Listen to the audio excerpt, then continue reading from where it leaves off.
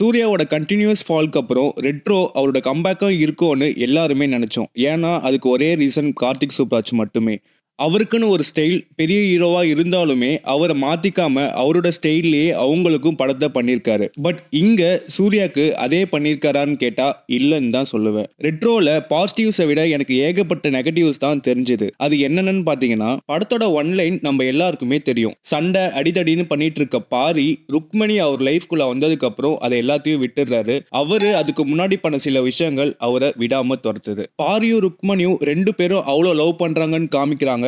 அதுலதான் படமும் டிராவல் ஆகுது. ருக்மணிக்கு ஒண்ணுன்னா பாரி யாரை வேணாலும் வெட்டுவான், அது அவங்க அப்பாவா இருந்தா கூட. இப்படி இருக்க ரெண்டு பேருக்கு ப்ராப்பரா அவங்களுக்குள்ள இருக்க லவ்வ சொல்ற மாதிரி எந்த சீனுமே அமையல. நம்மளால அவங்க ரெண்டு பேர் ஃபீல் பண்றது எங்கேயுமே ஃபீல் பண்ண முடியல. பாரி ருக்மணியை மிஸ் பண்றதாகட்டும், அவங்க ரெண்டு பேரும் பிரேக்கப் பண்றதுன்னு சுச்சுவேஷன் ஸ்ட்ராங்கா இருந்தாலும் எமோஷன் சுத்தமாவே கனெக்ட் ஆகாம போகுது. கார்த்திக் சுப்ராஜ் சொல்லியிருப்பாரு, ரெட்ரோ கம்ப்ளீட்லி ஒரு இன் அண்ட் அவுட் லவ் படம். இதுக்கு முன்னாடி இந்த மாதிரி ஒரு லவ் படம் நான் பண்ணதே இல்லை. அப்படி அவர் சொன்ன மாதிரி படத்துல எந்த ஒரு லவ் சீன்ஸுமே பார்க்க முடியல. சுத்தமா லவ் போர்ஷன்ஸ் கனெக்ட் ஆகாமலே போகுது. அதுவே படத்தோட மேஜர் டிராபேக்கா இருக்கு. ஒரு கட்டத்துக்கு மேல சூர்யா பூஜா ஹெக்டே வர லவ் போர்ஷன்ஸ் எல்லாமே இதுக்கு மேல உங்களுக்கு என்னடா வேணும்னு கேட்கிற மாதிரி தான் இருந்துச்சு. ஏன்னா படத்துல ஏகப்பட்ட கேரக்டர்ஸ் வர ஆரம்பிச்சதுக்கு அப்புறம் டிஃப்ரெண்ட் ஸ்டோரி பேரலா போயிட்டு இருக்கும் போது இந்த லவ் போர்ஷன்ஸ் ரொம்பவே வீக் ஆயிடுச்சு. பூஜா ஹெக்டே வழக்கம் போல கிளாமரஸான ஹீரோயினா வராம ரெட்ரோல அவங்களோட பெர்ஃபார்மன்ஸை காமிச்சிருக்காங்க. ஓவர் மேக்கப் இல்லாம சட்டுலா ருக்மணியா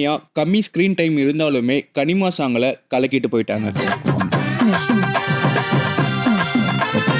லவ் போர்ஷன்ஸ்லாம் ஒரு பக்கம் இருக்க, இதுதாண்ட கதை அப்படின்னு உட்காந்து பார்த்துட்டு இருக்கும் போது செகண்ட் ஹாஃப்ல தான் மெயின் ஸ்டோரியே ஸ்டார்ட் பண்றாங்க. செகண்ட் ஹாஃப்ல தான் புதுசா நியூ வேர்ல்ட் நியூ கேரக்டர்ஸ்னு பில்ட் பண்றாங்க.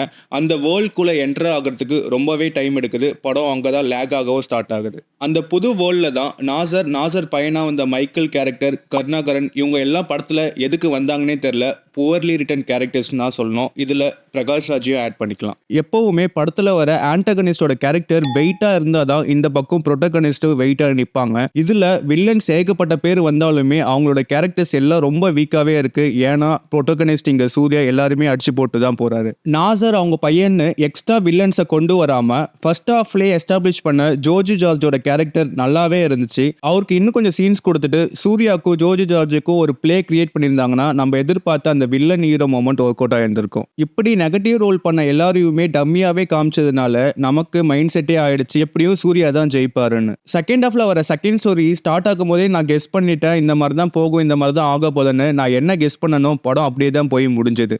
எப்படி கத்தி படத்துல விஜய் ஸ்டார்டிங்ல எதுவுமே தெரியாம வில்லன் சைட்ல இருந்துட்டு எல்லாம் தெரிஞ்சதுக்கு அப்புறம் மக்களுக்காக மக்கள் கூட சேர்ந்து ஃபைட் பண்ணி ஜெயிக்கிறாரோ, அதே லைன்ல தான் இங்க செகண்ட் ஸ்டோரியும் ரெட்ரோல பண்ணியிருக்காங்க.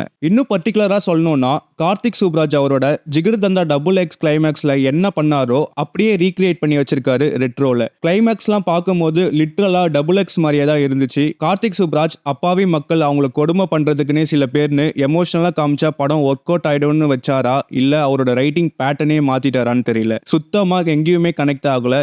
சில சீன்ஸ்லாம் பார்க்கும்போது எனக்கு இன்னொரு படத்தோட சீனோட ஞாபகம் தான் வந்துச்சு.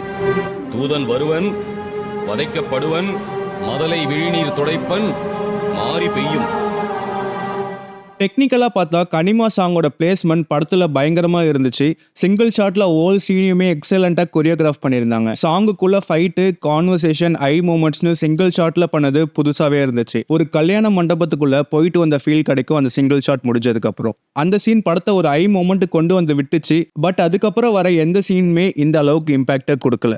ரைட்டிங் வைஸ் பார்த்தீங்கன்னா கார்த்திக் சுப்பராஜோட வீக்கஸ்ட் ஒர்க் இதுவாக தான் இருக்கும். 4-5 சீன்ஸ் மட்டும்தான் படத்தில் ஒர்க் அவுட் ஆகிருந்துச்சு. அதை தவிர எந்த சீனுமே படத்தில் எக்ஸைட்டிங்காகவே இல்லை. சாங்ஸாக பார்க்கும்போது கண்ணாடி பூவே, கனிமா, தி ஒன் சாங்லாம் படத்தில் வேற மாதிரி இருந்துச்சு. சனாவோட ஒர்க் கம்ப்ளீட்டாக ஸ்டாண்டர்ட் ஆகி தெரிஞ்சது படத்தில். சாங்ஸு பிஜிஎம்னு அவரோட வேலையை கரெக்டாக பண்ணிட்டு போயிட்டாரு சந்தோஷ் நாராயணன். பொதுவாக படம் பார்த்ததுக்கு அப்புறம் சில கேரக்டர்ஸ் நமக்குள்ள ஃபேவரட்டாக இருக்கும். அதே மாதிரி ரெட்ரோல எனக்கு பிடிச்சது ஜெயராம் கேரக்டர். லாஃப்டர் டாக்டராக வந்த ஜெயராம் படத்தில் இருக்கவங்கள மட்டும் சிரிக்க வைக்காம நம்மளையும் கொஞ்சம் சீன்ஸ்ல சிரிக்க வச்சுட்டு போறாரு. அவரோட இன்னோசென்ஸான டைலாக் டெலிவரி டாக்டர் சாப்ளின் கேரக்டருக்கு உயிர் கொடுத்துச்சுன்னே சொல்லலாம். பாரியா வந்த சூர்யா ஸ்டைலா ஸ்வாகா அவரோட ஃபுல் பொட்டன்ஷியலை காமிச்சிருக்காரு. ஒத்த ஆளா சூர்யா மட்டும்தான் படத்தை ஃபுல்லா தாங்கி நிக்கிறாரு. மாஸ் மொமெண்ட்ஸ் ஃபைட்ஸ்லாம் எக்கச்சக்கமா இருக்கு படத்துல. சூர்யாவோட அன்பான ஃபேன்ஸ்க்கு கண்டிப்பா ரெட்ரோ ஒரு ட்ரீட்டா இருக்கும். சிரிப்பு ஒருத்தவங்க லைஃப்ல எவ்வளவு முக்கியம், கன்ஸ் புல்லட்ஸை விட பவர்ஃபுல்லான வெப்பன் சிரிப்பு தான் கார்த்திக் சுப்ராஜ் அவரோட டச்சில் சொன்ன விஷயம் பிடிச்சிருந்தது.